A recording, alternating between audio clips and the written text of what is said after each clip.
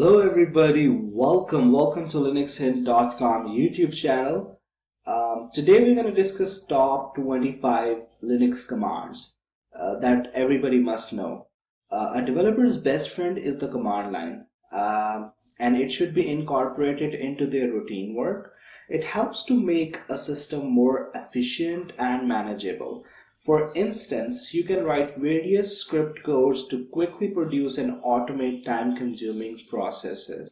So we have compiled a list of those 25 commands. You could see all of those 25 commands on your screen right now. And now we are going to basically do it one by one. So first command that we are going to discuss is ls command. So ls is the most widely used command in the CLI interface, and it lists out all the files present in the current working directory. So in order to use ls, just write here ls, hit enter, and you can see that now it has basically printed out all the files present in the current directory. So if you want to basically ls another folder or another directory, you can also do that by writing here ls, and then you can write here desktop, for example. Hit enter, and you can see that on my desktop there is only one file, which is hello.sh essentially, and that's what we see here. Okay, although the present directory has not changed, I have basically given here the address of the next directory which it has printed out. Okay, another feature that ls has is that you can write here -al, which would basically print out all the dotted files and the permissions of those files in detail along with that. Okay, so right now you could see that the permissions for group, users, and public has been shown. So this is these are the permissions for owner, these are the permission for group, and these are the permission for public. So now let's go ahead and let's talk about another command which is very important, and clear could be another command, but the second command that we're going to talk about is the echo command. Okay, so it basically print out the text to the command line interface. So echo, it is used usually to print the text, and thus it can be used in the scripts as well and the bash files. It could be put into the output status text to the main screen or any required file. Echo is helpful in depicting environment variables in the system as well. So for example, if I do something like this, echo hello world, you can see that it has printed out a hello world. Okay, so the next command that we're going to discuss, the command number 3, is touch command. So if we talk about the touch command, touch command basically creates a text file. So if we write here touch, and if we write here text file, hit enter, and if I ls here now, you can see that the text file has been created. It's here, right? So if we now try to open this text file, it would be empty, of course. So there's nothing inside of this file, right? So touch is basically used to create different sorts of file, and it is not necessary that only text files can be created using touch. You could create any other file. For example, if you want to create a Python script, that totally it can be created using touch. So for example, for that you would write touch hello.py, okay, or filename.py, because Python script has an extension py, and similarly other files, whatever their extensions might be, you just have to write the name of the file and then you write the extension of it separated with dot. Okay, so command number 4 that we're going to discuss is mkdir. So this command creates new directories efficiently. Many directories can be created at the same time, which would actually save time. So we're gonna create this. So let's say that first of all, let me ls here to show you that whatever we have in this directory. Okay, So you can see that we have, all sorts of folders or directories here. So we'll create a new directory. So for that, we'll write here mkdir new dir. Okay. So I think we also need to write here sudo as well. And if we hit enter, it is going to ask for the password. I give in my password, and you can see that it has not given us any errors. So if I ls here right now, you can see that previously there was no new dir here, but now you can see that we have new dir right here. Okay, so you can also create multiple directories. So for example, we have new dir1, we can create new dir2, and we can create new dir3. Okay, so we hit enter, and you can see that it has not given us any errors. And if we ls here, you can see we have new dir1, we have new dir2, and we have new dir3. So that's how you basically create folders or directories at the same time using mkdir. Okay, so now let's talk about command number 5, which is grep. It is also called as search command. So grep is a command to search for text in files, and it performs the search through specific keywords. All right, so what you're gonna do is that you're gonna write here grep, but before that, let us go to the text file that we have, and in here type here anything. This is linuxhint YouTube channel. Okay, so let me just save it. So now, in order to confirm, yes, we have the text inside the file.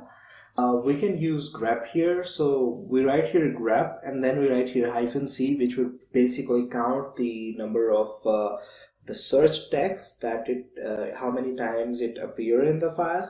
So let's say we write here linuxhint, all right, and then we're gonna write here the file name, which is essentially text file. Okay. So we hit enter, and you can see that the output is 1. Okay, we are presented with that. So it means that linuxhint has come only once in the document, right?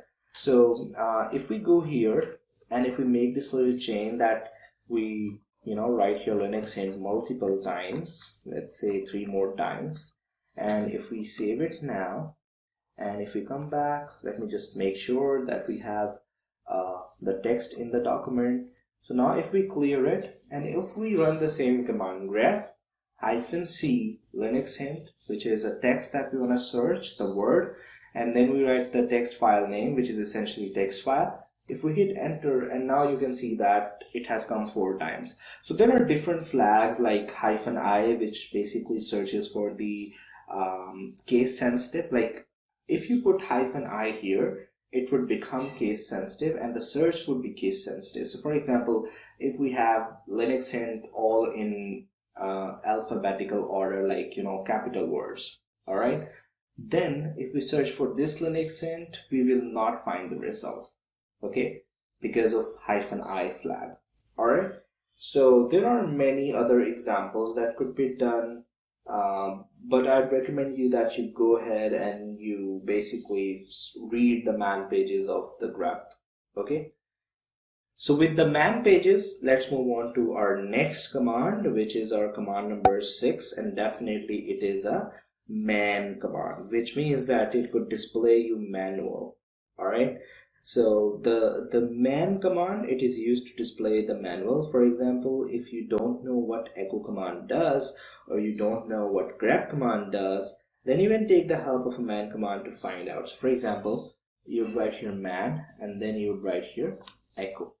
All right, it would basically open up all the man page with all the options that you have in order to use echo. All right, in the similar way, you can do it for grep as well. So you can write here man grep, and you have all sorts of options available here which you can use. So for example, you can see that we have lots of flags here that could be used, right? So go ahead, read the man page, and you'll find out a lot. Let's move on to our next command, which is command number 7, and that is pwd. So pwd stands for printing work directory. It is a command used to print the current directory. For instance, if multiple terminals are working and you want to know that exact directory that is working, then in that case you can use pwd. So the way to use pwd is pretty simple. You just write pwd and it would basically print out the path of the directory. For example, if we would have been in the desktop directory, then in that case, pwd would have printed out the whole path to the desktop directory. So let's move on to our next command, which is cd, change directory or route directory. Cd is used to change the current directory. Alright, thus you can access and work with all files in different directories in your system. So for example, if I want to go to the desktop directory, all I have to do is that I have to write here cd, and then I have to write here desktop, and it would take me to the desktop directory. Alright, and if I want to go back to the home directory, I just have to write here something like this, and I am in the home directory. How do I know? If I pwd here, you can see I have home/s1xhint, which is my username. And if I want to check it on the desktop, I can also do that. And if I write here pwd, you can see that it gives me the results /home/s1xhint/desktop. So let's move on to our next command, which is command number 9. This is a move command, or mv. So what it does is that it renames and moves a directory. While working with files in a directory, each file should be renamed, which is a tiresome and time-consuming process. So the mv command comes into play here. So for example, in our directory we have hello.sh. So if you want to rename it, all you have to do is that you have to write here mv, then you write here the file name, which is essentially hello.sh. And now let's rename it as, let's say, world.sh. Okay, so we hit enter, and you can see that now instead of hello.sh, the file has become world.sh, right? You can also move this file to another directory using the mv command. So for example, if we want to move this file, or let's say that if we go back to our home directory, if I ls here, so here you can see that we have this text file. So if I want to move this text file to my desktop, I could do that. So for that I would write here mv text file, and then I would write here the desktop directory, hit enter, and you can see that the text file, now it has been moved to a desktop directory. Okay, so that's how simple it is. So now let's move on to our next command, which is rmdir, or removing directory. So this command is useful in removing directories. This saves a lot of space on a computer and helps to organize and clean up files. So removing directories can be performed by two types of commands, rm and rmdir.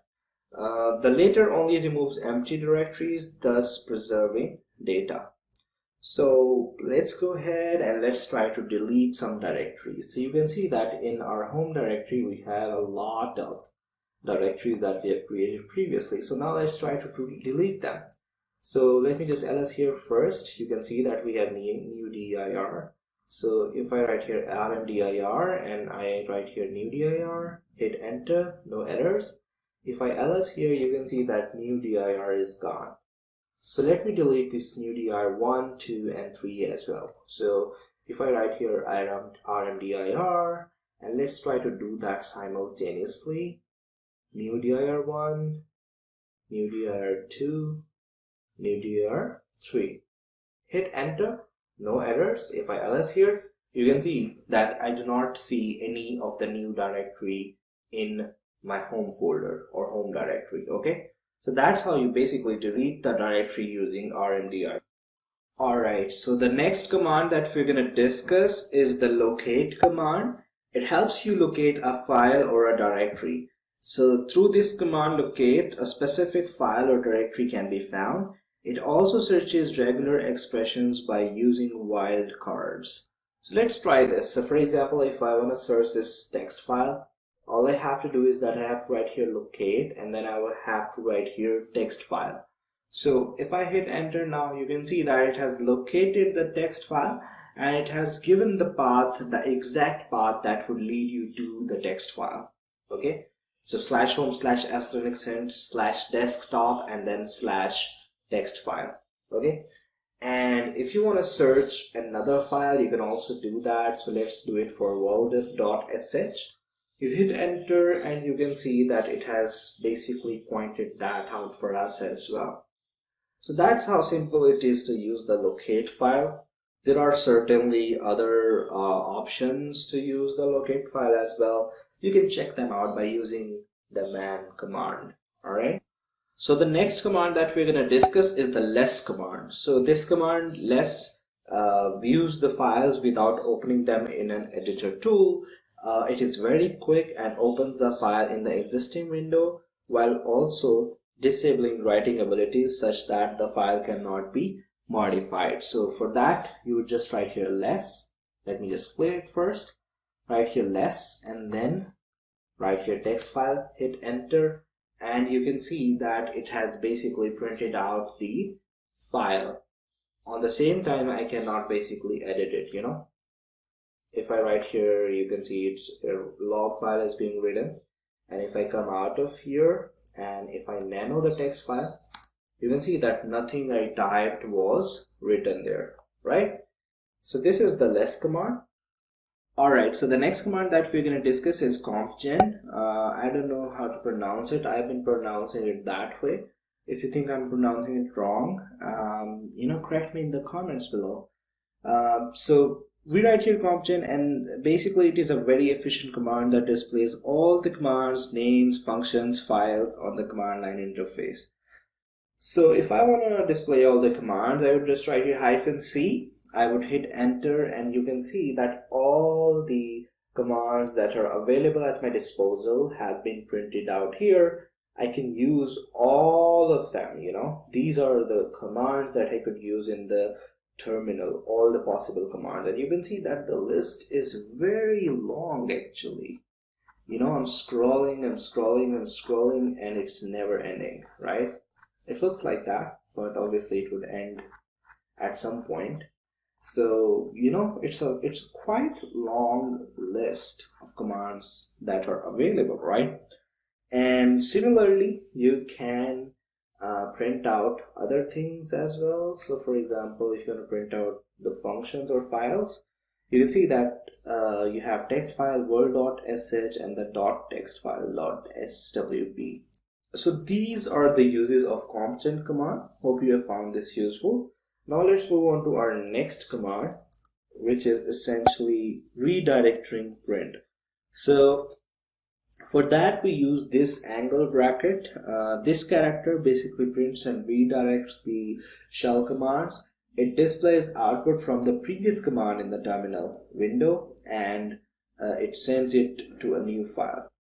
So now if I want to send the output of the previous command to a new file, let's call it new file.text, and if I hit enter, you can see that new file.text have been created, and if I open it up, you can see it's empty right now. So if I write here the previous command, like, you know, let's say compgen and then -c, and then I write this angle bracket and then I write here new file.text, I hit enter. Oh, sorry, there was a spelling mistake. So if I hit enter now, you can see there is no error, and if I open this new file.text now, you can see that it's a huge list. Okay, so we can count that basically now. So total number of commands at my disposal in this terminal, they are like, you know, 4,204. Okay, these are the number of commands that I can use. So the next command that we're going to discuss is very popular command. It is a cat command. Okay, so cat basically you can read, create and concatenate various files. So this command is one of the most widely used commands and performs three main functions. Number one is display file content, number two combine files, and number three create new files. So let's say that we have this new file.txt. If I want to cat it, I would write here cat new file.txt. I hit enter and you can see that it has printed out everything that was inside the new file.txt.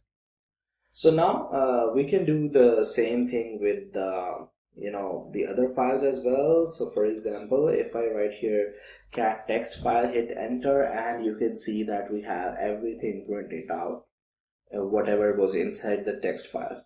Okay, and then I'm gonna write here cat world.sh, hit enter, and you can see that whatever was inside the world.sh, it has been printed out. So this was the use of cat command. It's very simple, right? So now let's go ahead and let's move on to our next command, which is a pipe command. Okay, so the pipe command takes the output of one command and use it as an input for another command. So let's see that how we can use it. So for example, let's use cat in this thing here. So let's say we write here cat, and then we write here the file name, let's say text file, and then we write here the pipe sign, and then we write here less. Okay, so basically now what it would do, that it would use one command for the input to another. So now if we hit enter, there you go. Basically we are using this file name, whatever it was text file, I think, yes, and we are basically using less as an input to that. Okay, so you can see that we have written in here cat text file, and then we are using less. If we just use cat text file, you could see that it would print out on the terminal like this, but in that case we were using less, so that's why it has printed out in the less format. Hit enter, and there you can see this. Alright, hope you've got the point. Now let's move on to our next command, which is a head command. So head command, basically it basically reads at the start of the file. It displays the first 10 lines of a file, but it can also be customized in displaying more lines. It is the quickest way to read the content of a file. So for example, if we do something like this, head, new file.txt is longer, so we can experiment on that. And you can see that instead of printing out 4,204 commands, it has just printed out 10 lines, which means 10 commands, right? So that is the perfect usage of head file, in which you basically quickly you can read the initial 10 lines of the file, and you will get the idea that what this file is about, right? So similarly, we have a tail command, which is our next command. Tail command, it basically reads the end of the file. So it displays the last 10 lines of the file, but it can be customized in displaying more lines. As a head command is the quickest way to provide the content of a file, so is the tail command. So you can basically view the end of the file, the 10 end lines of the file, right? So for that, you're going to write here head new file.txt for displaying the first 10 lines. For the last one, you're going to write here tail new file.txt, and here you can see that now it has printed out the last 10 lines of this file. Okay, so this is how you use the tail command. And now let's move on to our next command, which is actually quite interesting, chmod. So the idea is that chmod basically edits or set permission for a file or a folder. So chmod is one of the best popular commands, and it changes the permission to a specific file directory through a quick argument. So W is used for writing permissions, R is used for reading permissions, and X is used for execution, right? So let me show you here. So if we do that ls-al, if we hit enter, now you can see that we have these permissions. So the idea is that this first line, it is the permissions of the owner. Okay, so this linuxhint is the owner. So these are the permissions of the group. So what group can do to this file, right? And these are the permissions of public, what public could do with this file. So the idea is that you could basically change the permissions for the owner, you could change the permissions for the public, you can change the permissions for the group as well. So I think it's a pretty unique idea and a neat idea. So really you could basically change the permissions of computer on a network, and you can try to get into someone's computer and mess up their files. But don't do that. We don't recommend that, right? So the idea is that if I could change the permissions here. All right. So how could we do that? Let's go ahead and let's find out. So for example, here you can see that this file, text file, it has read and write permissions for owner, group, and it doesn't have that for public, right? So what I want to do that I want to remove the write permissions. So how would I do that? I would just simply write here chmod -w, okay, which would basically remove the write permissions, and then I would write here text file. I hit enter, and if I ls-l again, you can see that text file, it doesn't have the write permissions now. And if I open it, and if I try to write anything into it, and if I try to save it, you can see that I cannot save it. And here the permission is read only, you can see, right? So just close it, it says save as. If I try to save it, let's see what happens.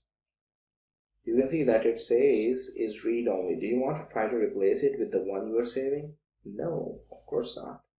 So this is the thing, it's a read-only file and it cannot be edited, right? So hope you have got the point.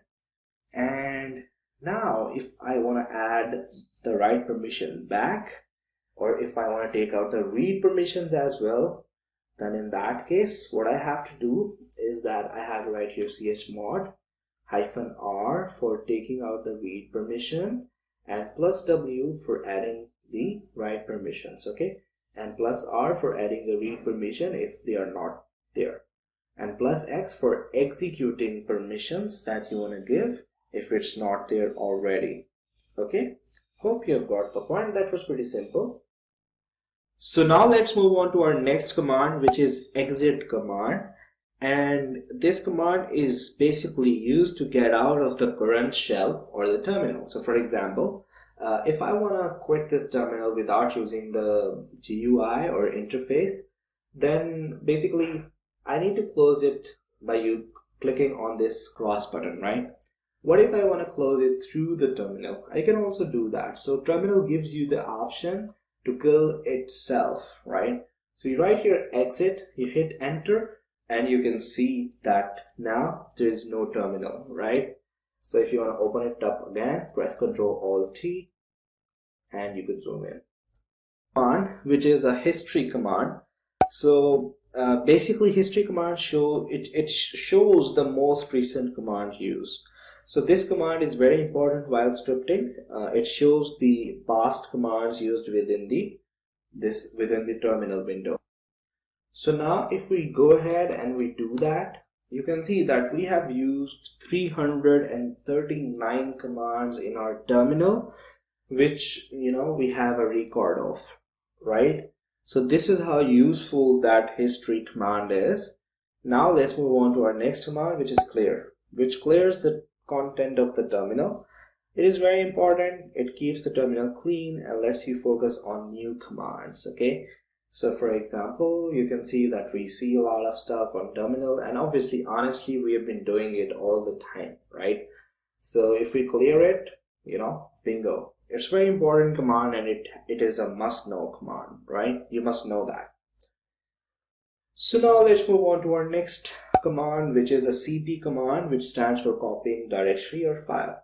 So for example, if we want to copy the file, let's call it, let's say if we want to copy this word.sh, we could do that. Oh, excuse me. We are right now in our home directory. So we need to move to the desktop directory. And here if we do that cp world.sh, we hit enter, you can see that missing destination to file operand after world.sh. So in order to cp, you have to give the destination to that cp file as well. So for example, we say cp world.sh, and then we want to save it in the home directory, let's say. So we hit enter, no errors. So if we go to our home directory, and if we ls here, you can see that we have world.sh in there as well, right? So previously it was only on our desktop, so we have made a copy of that. So let's say that if we want to make a copy of get-pip.py on our desktop, we can also do that. So we just write here get-pip.py, and then we write here desktop. We hit enter, and you can see that on our desktop we have get-pip.py. So that's how you use the copying command to make a copy of directories and the files. Alright, hope you've got the point.